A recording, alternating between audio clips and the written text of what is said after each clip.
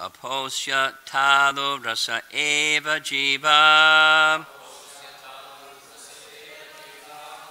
Dyaur akshini chakshur abhut pratangaha. Pakshmani vishnur ahani ubhecha. Tadbro vidjimbha parameshti dishnyam. Aposya talo rasa eva jiva.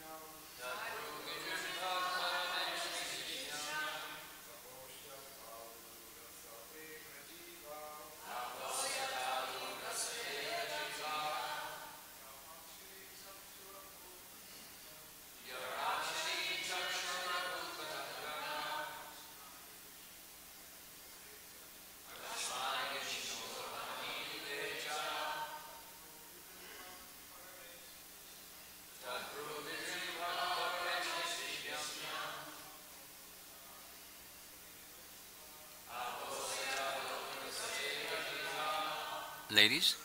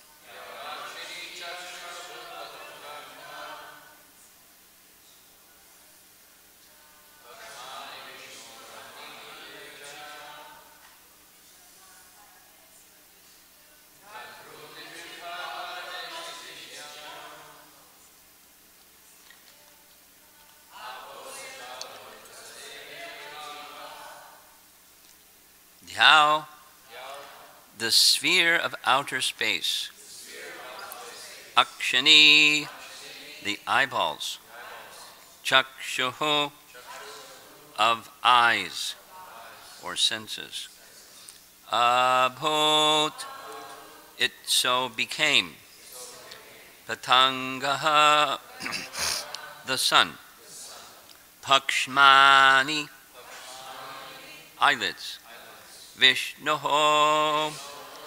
of the personality of Godhead Sri Vishnu. Ahini, day and night. Ubhe, both. Cha, and. Tat, his. Bro, eyebrows. Drijimbaha, movements. Parameshti, the supreme entity Brahma. Dishnyam, post. Apaha, Varuna, the director of water. Asya, his.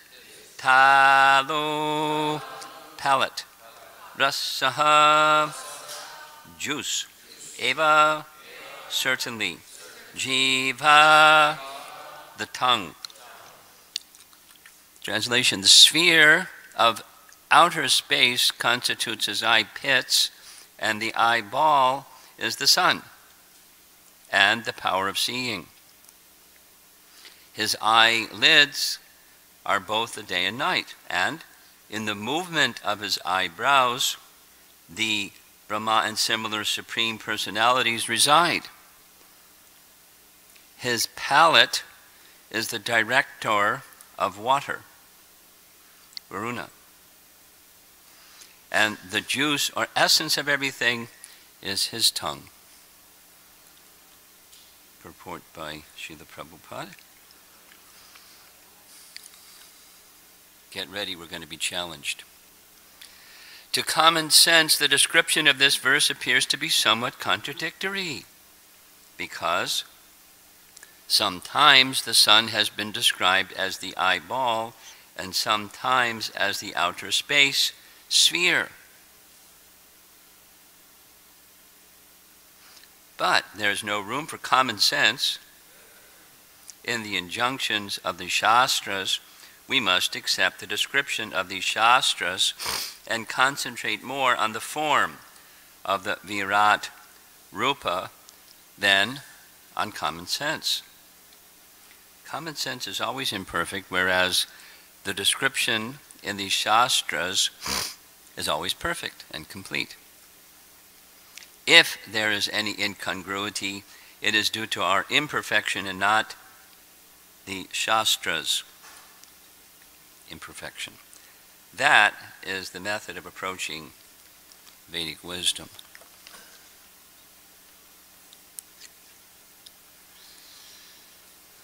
Those who are accustomed to hearing Srila Prabhupada lectures know very well this is a theme that he would repeat again and again and again. And it's important to understand the message and like the practical application of the message. His common example, two of them that he would give, is a bone of an animal and a conch shell. One is impure, the other is pure, so it's a contradiction. But we accept. The stool of an animal and cow dung, one is impure, the other is pure, but we accept. Because we don't question the authority of the Vedas, we take the position, certainly looks contradictory, but I don't have the capacity to understand, that's why it appears to be contradictory. And if one takes that position and simply accepts that which is, materially speaking, contradictory, then we have the opportunity, at least, the chance is there to understand there's no contradiction. And then using that example, Prabhupada would, of course, make the reference that one scientist, I forget his name, studied the antiseptic properties of cow dung and found it to be antiseptic, as opposed to the stool of an animal is filled with bacteria. It's not antiseptic, it's just the opposite. But without that empiric scientist verification, the reader of the Vedas, one who's approaching the Vedas, approaches the Vedas with the understanding that the source is beyond human imperfection. Now this is a nice little side topic, but in Tattva Sandarbha, Jiva Goswami goes into that a whole bunch. Means the pramana section of Tattva Sandarbha. What's the means of knowing? Our usual is sense perception, reason and logic or inference, and then hearing from authority. And the first two are fallible, and the third one is if it's aparushaya source. Aparushaya means not a human, because humans have their defects, and the aparushaya personality doesn't have defects, so we accept.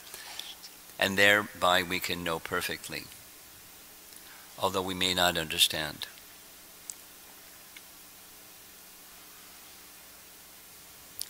There's the inconceivableness and apparent contradictoriness or quality of Krishna is spoken of in a number of places. One of my favorite ones is Queen Kunti in her prayers, Canto 1, Chapter 8. She says it multiple times. I don't understand. In the course of her saying she doesn't understand, she shows that she understands. That's, the beauty of reading what she writes. But the nature, it must be that which is the source of everything has everything. And within everything that our senses can perceive and our reason and logic can perceive, there are opposites. And some of those opposites seem to cancel each other out. Like the Upanishadic double talk. He's inside of everything and outside of everything at the same time. And he walks and he does not walk. He's near and he's very far away. Those are contradictions. And that's the Vedas. That's, the Upanishads and so forth. But it's not a problem. For a pea-brain, it's a problem. But for one who has an understanding of the absolute, in principle, the absolute truth is the source of everything, there is a very reasonable explanation to a reasonable person, or for a reasonable person. But it doesn't have to match reason. That's what's being said here. And if it doesn't match reason, it's not the fault of the statement, it's the fault of our tiny, infinitesimal and faulty nature. We cannot understand that which is infinite. And there are different ways of saying this, but the resolution of all opposites. Transcendence. Here, there's the reflection of transcendence. The banyan tree example. Or the water that roots up and the branches down. Reflection. This is a reflection of that. This exists because it's in that which is being reflected. So within Krishna is everything, including the things that appear to be contradictory. That's, it's mind-boggling, or it's beyond the mind to conceive. This verse from Brahma Samhita, you can travel on a spaceship that moves the speed of the wind or the speed of the mind, and Govinda is beyond that. You can't reach him that way. That's the nature of inconceivable. Then how are we supposed to conceive of the inconceivable? Well, when the inconceivable discloses, then you can understand. At least to some degree you can understand.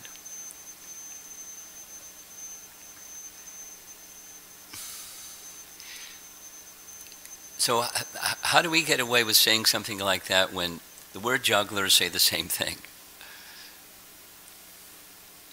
Word jugglers say the same thing. It's inconceivable, you can't understand. And here's the reality.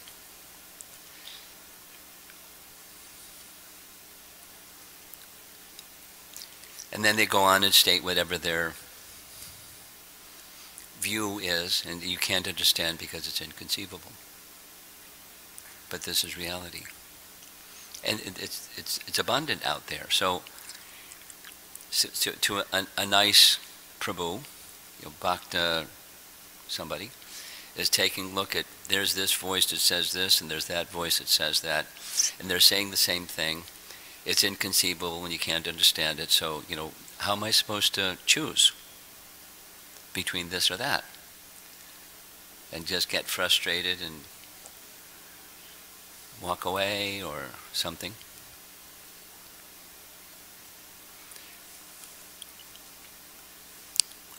Essential is knowledge in disciplic succession. Fortunate for the world, not only the Hare Krishna movement, but also the world. Our founder Acharya abundantly made the knowledge of disciplic succession available for the world. And some people understand it to some degree, and some people don't understand it, and some people argue, and there's lots of people out there. But nonetheless, that sound vibration is Shabda Praman, Aparushaya Shabda Praman, if it comes through disciplic succession. That's the point. The reference, I looked it up. It's in Vishwanath Chakravarti Thakur's. It's in Vishwanath Chakravarti Thakur's commentary. Little hand signal from Archita. There's a verse in the 12th canto that says something different than this verse in the 2nd canto says. One speaks of the eye socket and then the eyeball in one way, and the 12th canto says it differently. So it's a contradiction without going into this one says this and that one says. That's the reference. And so one who is knowledgeable, I mean, the initial reader of Canto 2, when Srila Prabhupada was publishing volume by volume as he translated, those of us that were around during that time, there's a few of us that were around during that time, there are a few volumes that he had mass published. Canto 1, Chapter 1, Canto 2, Canto 1, Part 1, Canto 2, Part 1, and Canto 6, Part 1. So this is one of those that he deemed important. There's reasons why he deemed it important. These first 3 chapters are the stages of God realization leading up to pure devotion, and it follows, those 3 chapters are following a question that's a theme question of the whole Srimad Bhagavatam. What's a person to do who's about to die? What is that subject matter they should hear, chant, and remember? And this chapter and the next chapter and the next chapter are the successive answer of Shukadeva Goswami to that question. And it starts with the Virat Rupa. Now, I don't know if anybody else in the room shares with me the experience that understanding the Virat Rupa is tough stuff. It's like, what? Very puzzling. Anyone else have that experience? Very puzzling. Very puzzling. Like, is it a real form or is it an imaginary form? Start with that. Is it a real form? And it's a real form. And it is an imaginary form. It's an imaginary form. Simultaneously. How do you understand that?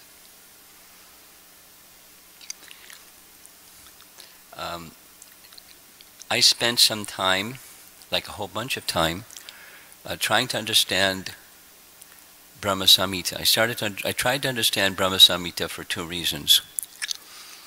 One is Prabhupada said, my disciples should understand it. And another is Bhaktisiddhanta Saraswati Thakur was one of my heroes. The very first literature that I received, Krishna conscious literature, was from Burijan Prabhu in college, and he gave me a Back to Godhead magazine. I didn't know what Back to Godhead was and anything. Long story short, when I finally read it, because someone was teasing me, saying, "You're into that?" And I didn't know what that was, but it got me to read the magazine. And it was an article by Bhaktisiddhanta. The first Krishna conscious reading. The Bhagavad is ontology and morphology, like a great start, right? I had to look up the title. And then I read it's a long story. I read the article, it took 3 hours. I did what college kids do. I spent time, circling and putting on the margin and making notes and the whole, I had to look up every 10th word. And it took 3 hours. And after 3 hours, I don't know if I understood anything, but the experience was my consciousness was in another place. And so I understood Bhaktisiddhanta is not an ordinary person. I don't know where he's coming from, but I had enormous regard. Not because of his language, but because of his spiritual potency and how it impacted. So when it came to, Brahma Samhita, compliments of Dravida, when I started diving into the ocean of Brahma Samhita, Dravida shared with me, I think it's okay I can say he did this, he has a transcript that was never completely edited of Tamal Krishna Maharaj's opus on Brahma Samhita, which he was planning, and somebody was supposed to edit it, but they didn't finish it, so he had a digital copy.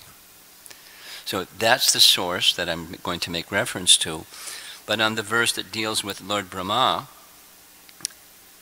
it doesn't say where the reference comes from, but Lord Brahma,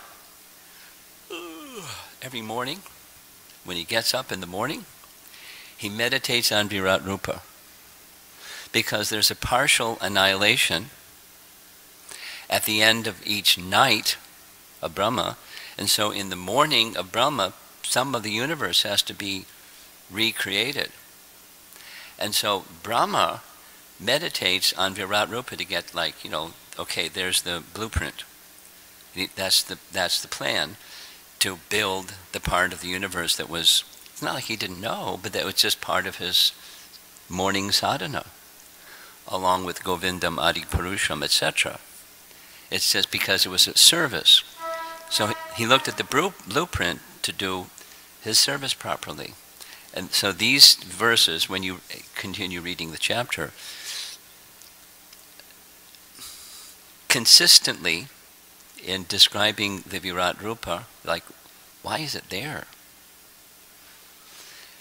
It's specifically stated several places, is to help people that, they don't have a personal conception of the personality of Godhead, so it helps them get a personal conception of the personality of Godhead when they don't have one. I'm not going to China because of in case somebody wants, but I'm going to be traveling. But I do go to China, and there's lots of people in China that don't have a personal conception. So this is good for them, according to what Prabhupada's purports say. And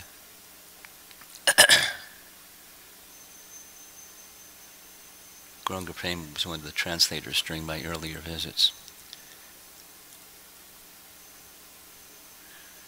I take part of the credit or the blame, whichever, for that he's here in America. We made arrangements for him to come the first time. Anyway, the personal conception is like not there. So this is for those people, impersonalists, to help them. The language that Prabhupada uses is to purify, because it is a form, although temporary and thus imaginary, now you see it, now you don't form. It's a form. And by meditating on this form, it helps purify and bring one to the point where one can conceive of the personality of Godhead through the features of the creation, the material elements and so forth and so on. Taking one to the next chapter, Paramatma, transitioning from this to that, to the personal feature. But it's helping, it's purifying, and it's helping. And Brahma doesn't. He doesn't need purification or helping. It's for him, it's service. And so our position is to appreciate what the question, back again, the question asked of Shukadeva Goswami is, what is one's duty at the time of death, and what is that subject matter? So the subject matter is the personality of Godhead. And there's different features, so it's very kind of him, very liberal of him, to start with somebody that's not elevated like Maharaj Parikshit, but this is the starting point, depending upon someone's trajectory and their spiritual evolution. This, then pure devotional service, change of heart. But it's sequential. And back to the main point, and I'll stop, within the purport is, I read the commentary of Vishwanath Chakravarti Thakur just to see how Prabhupada did what he did and Vishwanath did what he did. They had different audiences, and so there's technical things in Vishwanath's commentary, which is nice, because that was his audience. And Prabhupada's audience was the modern world. And how to help the modern world go from ignorance to bhakti. And the world means the world. It was the English-speaking parts of the world, but one can know for sure Prabhupada had a vision of the world. Tell a little Prabhupada story that I've heard so many times from Bhadranath Swami. You probably have heard it too. In Detroit, Prabhupada was visiting, and every morning, a morning walk, but they would go in by car to go to a park, and every time they passed a certain place, Prabhupada was looking out the window and said, the mission of Chaitanya Mahaprabhu. And then coming back, the same thing. Sovas has heard this one. Yes? This story? The Sherwin-Williams story? Okay, so finally somebody asked, what are you seeing? And he pointed to their logo. This is Chaitanya Mahaprabhu's movement, Cover the World. Because that's what the logo is. It's a can of red paint pouring red paint on the world. Sherwin-Williams, Cover the World. So Prabhupada had a vision, although he started specifically with what was assigned to him, but he expanded, that is, the English-speaking parts of the world. But his books would go all over the world. I heard one conversation where Prabhupada was saying somebody in Japan received one of his books. And I'm not sure who that is, I haven't guessed, but whoever that was, just by reading his book, they became a devotee and they became a leader in the Hare Krishna movement. Just by reading a book. Who knows? But cover the world.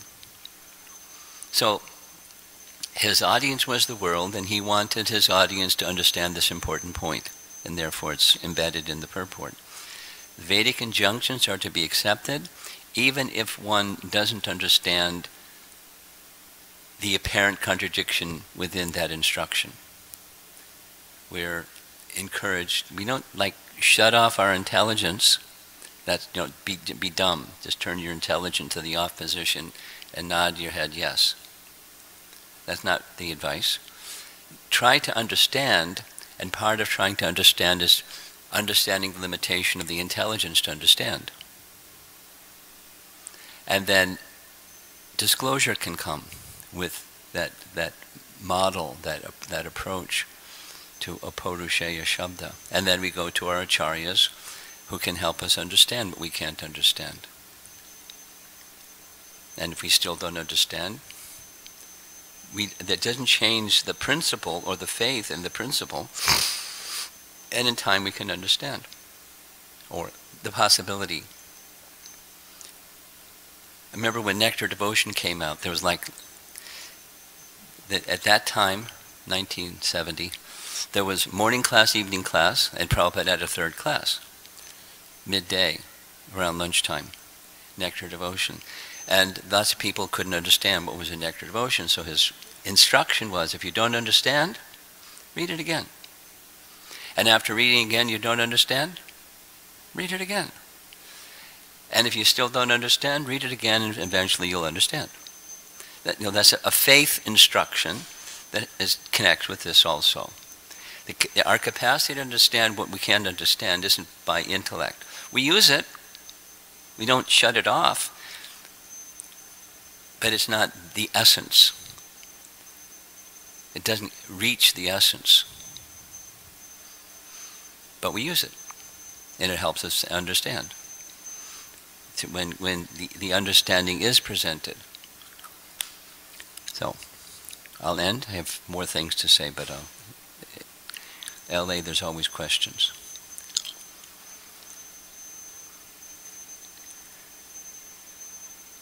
Brigopati, Prabhu. Brigopati. Thank you, Maharaj. Yep, very interesting class. My question is that, as I was listening to you speak, I was getting the impression that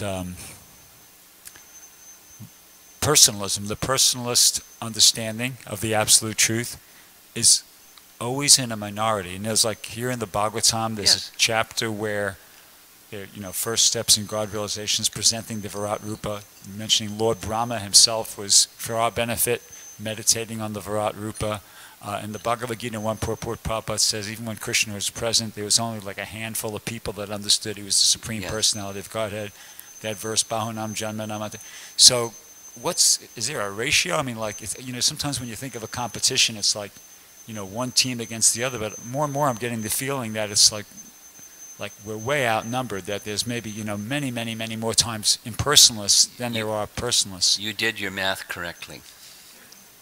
Now, you're making a comment or raising a question? No, it's a question. Is that correct? What's the question? Is that the correct way of understanding? That's not like... Oh, you've understood correctly. Sorry? You've understood correctly. Okay. Manusha nam sahasreshu kastad yatasi siddhaye, etc. And that's perfectly okay. I mean, that's Krishna's arrangement. And we accept Krishna's arrangement. We don't argue with Krishna.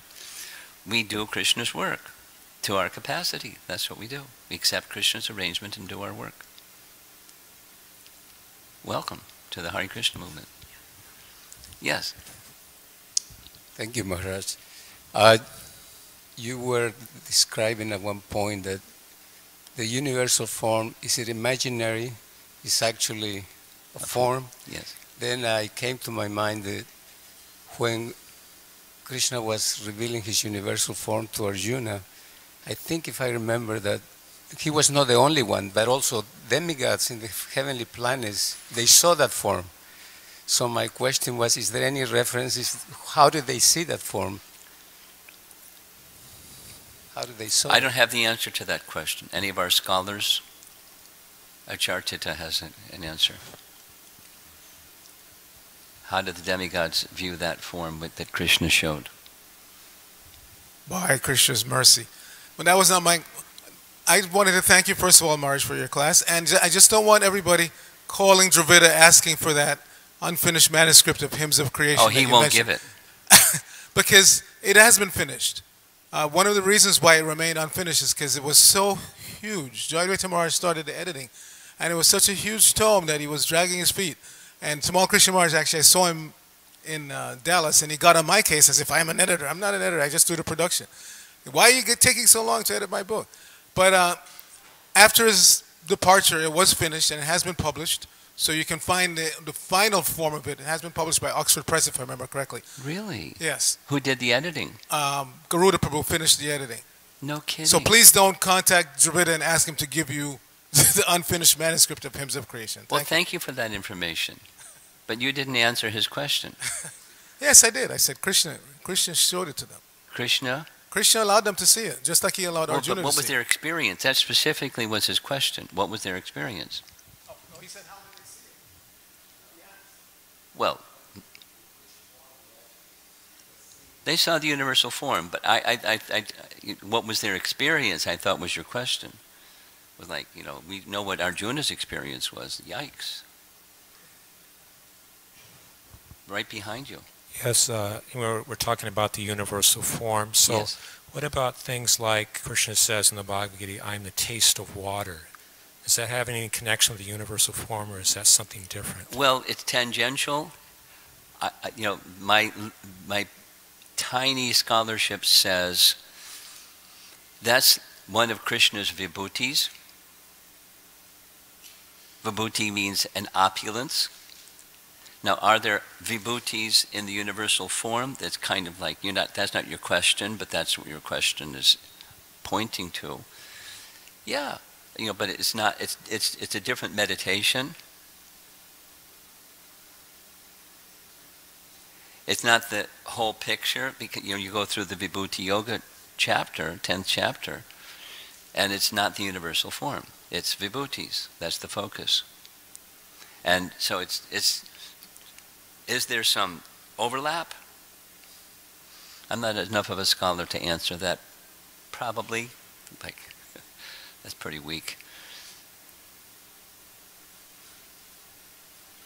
There's a question up front. And it's 13 minutes after. Srimad Bhagavatam is unlimited. Srila Prabhupada said something is unlimited understanding, of Srimad Bhagavatam. So if we don't understand something in Srimad Bhagavatam, so you just said before, then this can still help us to advance if we just read again. So how this really help us if we really don't understand something in Srimad Bhagavatam? Say your question slowly. My question is how this not understanding of some section of Srimad Bhagavatam can help us in spiritual life. This is what you said. You can just read and... Let me say it back. You're asking how does not understanding a certain section of Srimad Bhagavatam help us to progress in Krishna consciousness? That's your question. This is my question. Brigopati wants to clarify before I... Not understanding, how is it that repeated readings is going to help us understand? We're not understanding intellectually, but we're being Is that your question? Okay. Thank you for that clarification, Brigopati. I'm a little dull, but you're sharp. Thanks.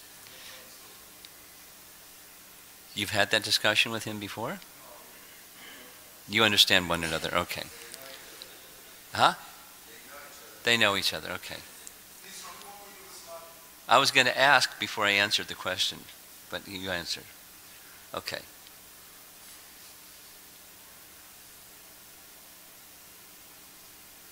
How is it that by repeated hearing, when we can't understand with our intellect, it becomes possible to understand? That's your question. Well, I mentioned one part is one may understand the intellect is not the instrument to understand. There's limitations to the intellect. We use it, and we can understand the limitation of our intellect to understand. So that's good. It's good to know that you don't know. Because lots of people think they know and they don't know, and they can't understand, period. Then if you can, so two additional points. The potency is such that purification takes place.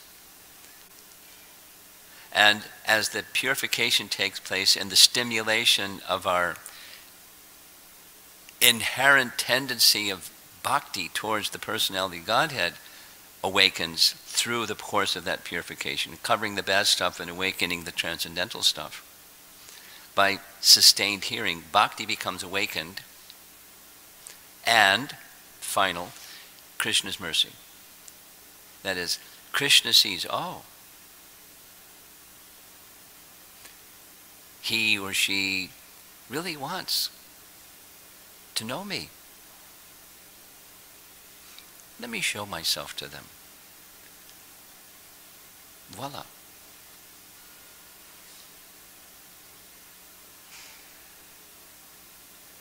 Anything on the ladies' side? Oh, Suvas.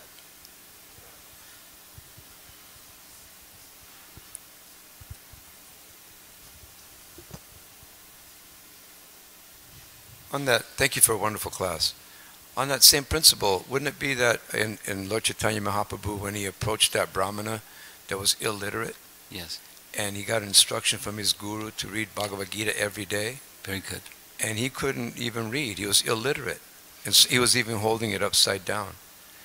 And when Lord Chaitanya questioned him, he could understand that this person, and he even mentioned that you've truly understood the Bhagavad Gita, because he cried when he thought how merciful the Lord was that he would drive the chariot for his devotee in the battle.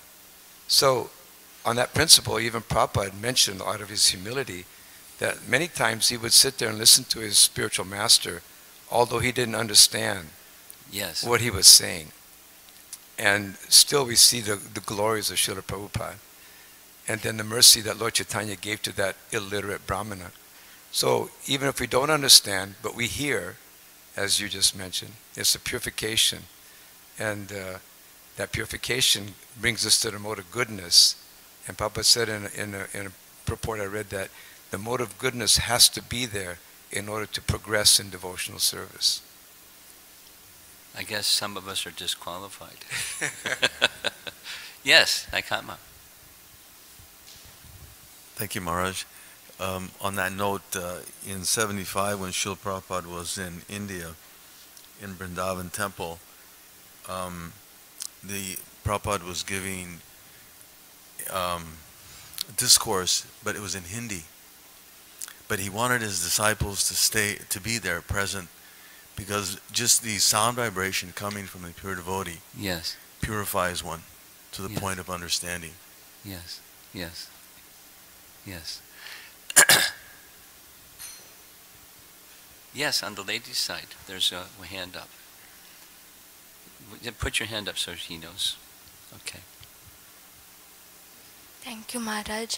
You were telling the importance of Srila Prabhupada's books. So I just wanted to share yesterday what my friend shared. Today's one of your friends said. Yes. So she was telling that previously when we were in college together, few of us used to gather together daily and study Prabhupada's books. So she was missing that in her new college.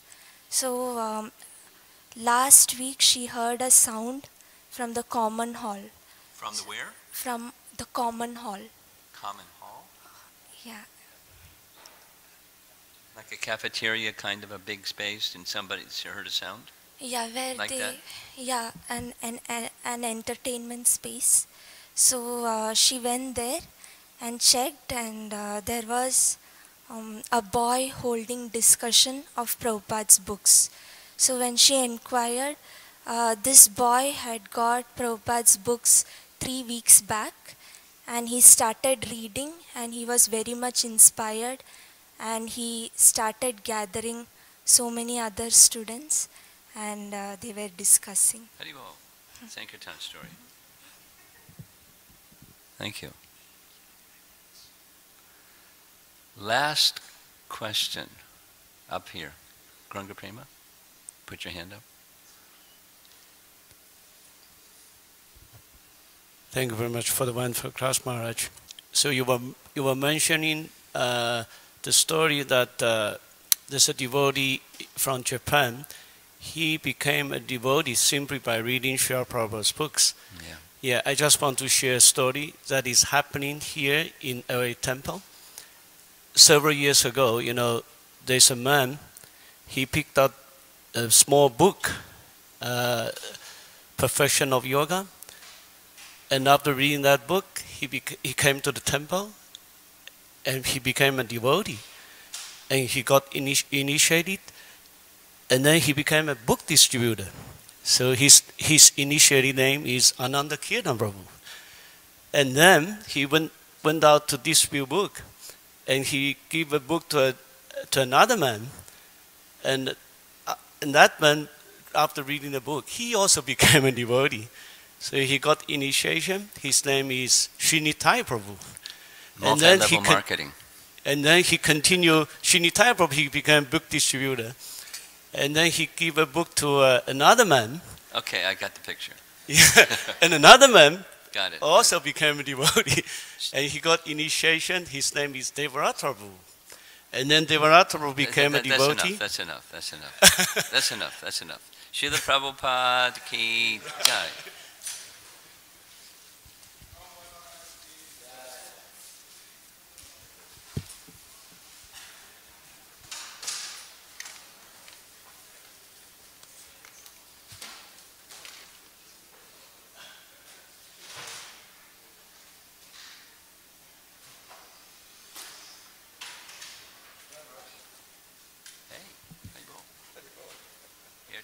on this evening.